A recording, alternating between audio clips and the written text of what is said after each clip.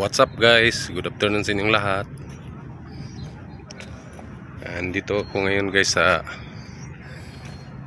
My Pier 6 kasi naghihintay kami ng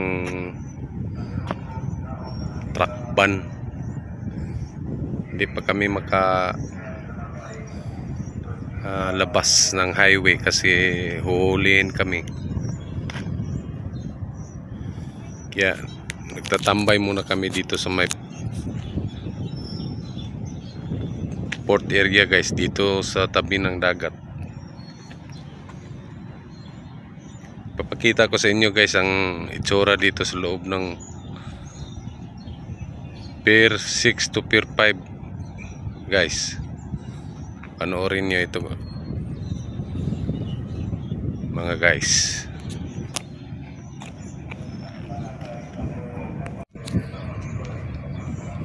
Banda dyan guys, yan ang Trans-Asia Shipping Lines Pier 5 yan guys, dito sa Cebu guys.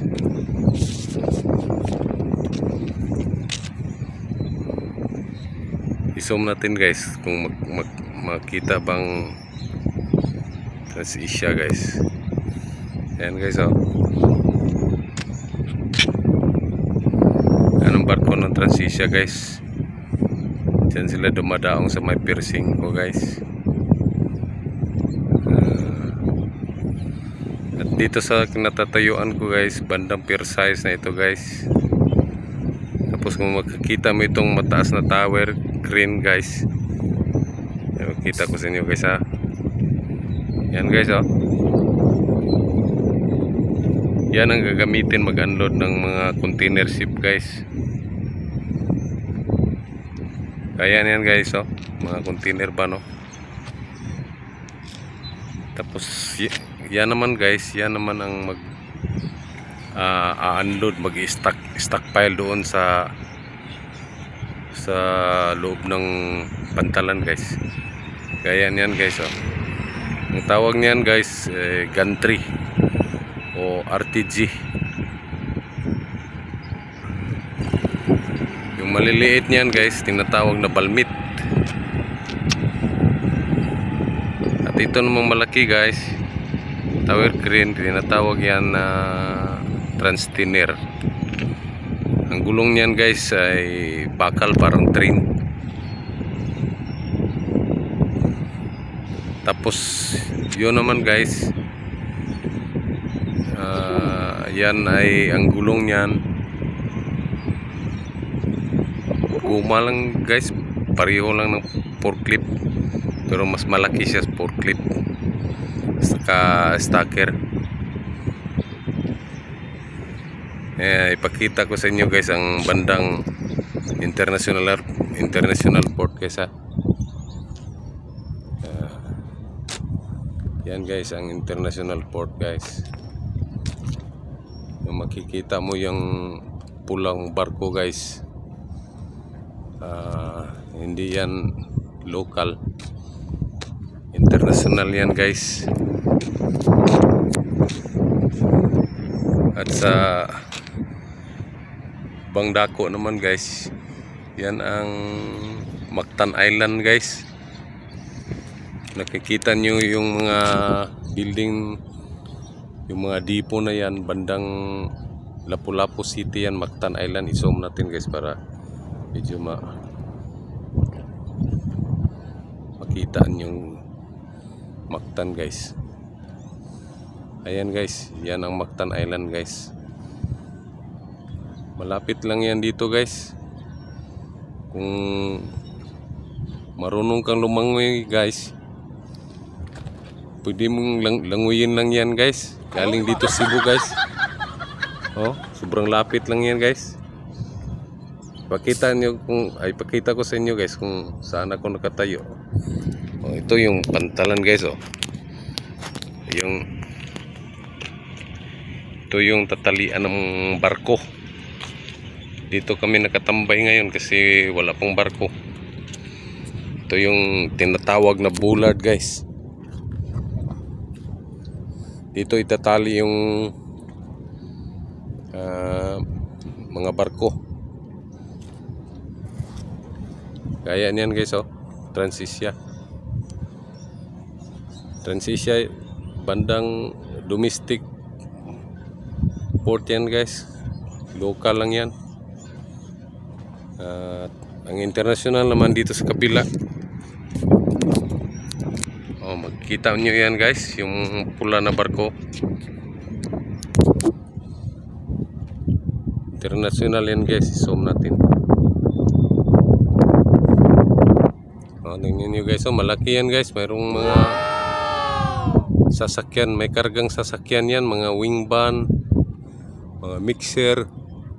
Nakikita nyo yung mga mixer yan guys, at saka wing van at mga flat truck nasa taas ng barko. Yan ang international port. Pero karamihan sa dumadaong diyan guys, container ship guys, yung gaya ng mga Evergreen Shipping, Maersk Shipping, One High, is ITC. Pero ngayon walang nakadaong na international na barko ngayon guys. Karamihan dumadaong yan guys, mga Thursday and Friday guys. Nakahilira yan dito guys, oh, banda dito guys. Dito guys, oh, itong nakahilirang mga bullard guys, dito yan dadaong yun. Tapos makita mo yung tower crane na yan, oh, sobrang taas yan guys. Yan ang mag-unload sa international port, international seagoing vessel guys, yung mga barkong galing ibang bansa guys. Yan ang mag-unload guys, oh. Yan ang tinatawag na transtiner guys, or tower crane. At dito naman sa kabila guys, ipakita ko sa inyo guys, ha.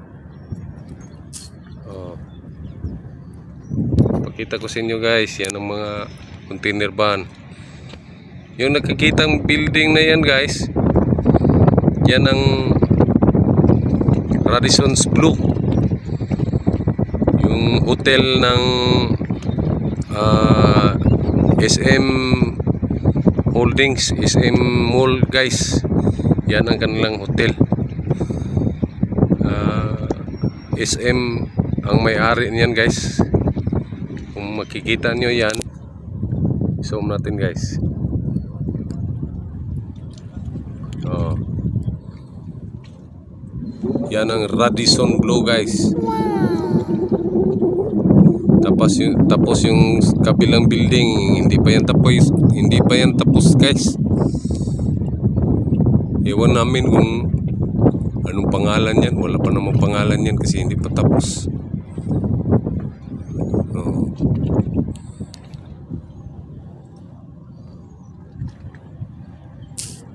So mamaya guys, aalis kami mga bandang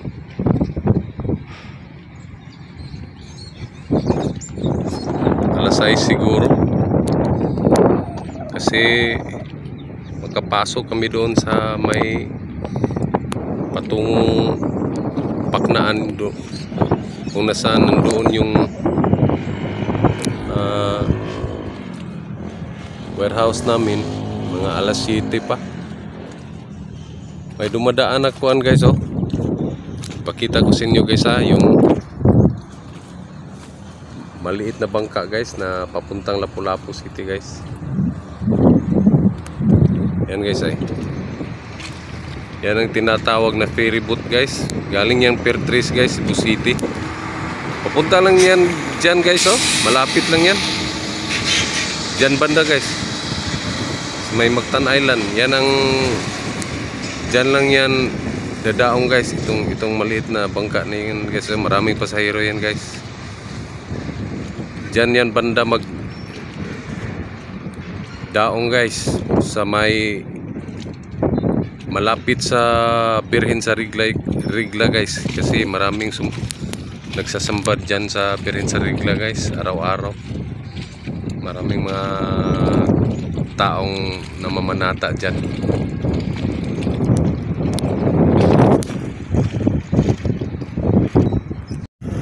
Guys, aalis na kami guys kasi alas 6 na guys. Pwede na siguro kami makaabot doon na wala pang truck ban.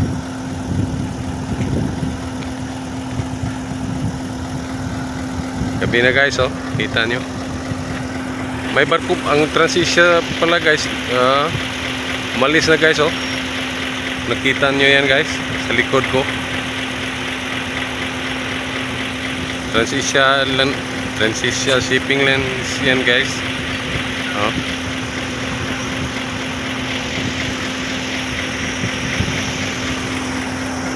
Salamat sa panonood guys. At sa susunod na naman kong video guys. Sana meron kayong nakitang adventure sa aking video guys. Thank you for watching guys.